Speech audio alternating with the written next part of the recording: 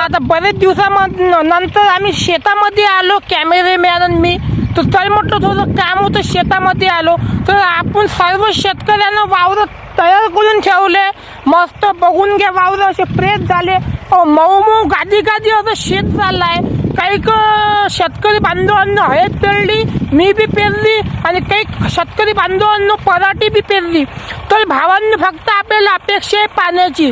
पाणी जर आलं तर आपण नव्याने सुरुवात करू एकदा, आणि आपण ह्या शेती माऊलीला म्हणू, अरे मागच्या वर्षीपेक्षा या वर्षी आम्हाला ताकदने पीठ दे आणि झणझणटने पीठ दे. अरे मित्रांनो, आपलं सर्व काही या शेतीच्या भरोशावर आहे हो. आपल्या हाती काय आहे बघा, जाता येता आपल्याला फॅन भेटते, खूप आनंद होतो.